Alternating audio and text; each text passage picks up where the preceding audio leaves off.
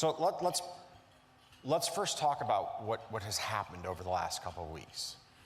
The American voters have said resoundingly that immigration and inflation are two of the most critical problems that our country faces. And immigration is an area that the Trump administration is going to be very focused on. And it's an area of real concern to me because much of our nation's success is rooted in our ability to attract the best and brightest from around the world to work for American firms and to start American firms. You know, roughly half of all the firms in the Silicon Valley that have been launched in the last 20 years are led by immigrants. And I would say roughly the majority of Citadel's leadership team is immigrants.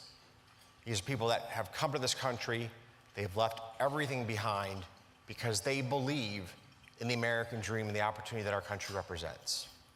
And yet, I think everyone agrees that the chaos on the southern border represents a broken immigration policy, where there's very little control over who comes into our country, whether they come here to pursue the American dream or for more nefarious reasons. I think there's widespread agreement across our country that we need to secure our southern border and that we need a far more orderly structure for immigration to America. So this has been a really important voice that the American voters have delivered to Washington.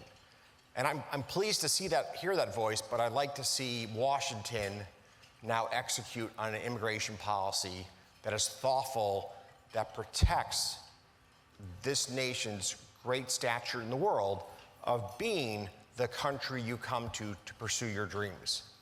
And on that note, for just a moment, I was in Europe last week and had a chance to talk to some of the most senior policy leaders in Europe. And do you know what they talk about?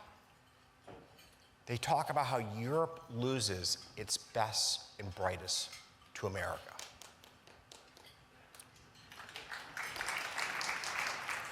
They talk about how the Europeans have had a number of just absolute world-leading minds in AI, and how virtually all of them have left to come to America. We need to keep that position in the global war for talent. The second area that's very front and center on the minds of the American people is inflation, which I think ties into the economy holistically. And I think that for most voters, it's not clear what the right economic policy should be with a very fine, pointed pen.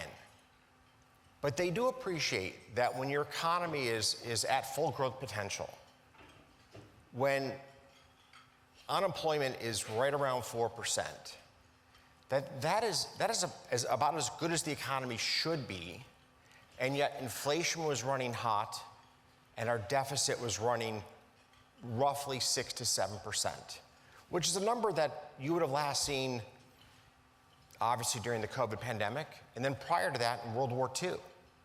So at a moment in time where the US fiscal house should have been looking pretty strong, in other words, our deficit, in the Clinton days was actually a surplus when the economic environment was similar. When the deficit should have been closer to zero and was running closer to 6, 7%, the American voter knows something's wrong in Washington. Now the challenge is, and this is, like you asked what I worry about, will Team Trump, will this administration be able to find a path to put America's fiscal house back in order? So that's one of my real concerns, because we cannot continue to run this level of profligate spending. And that's a big issue.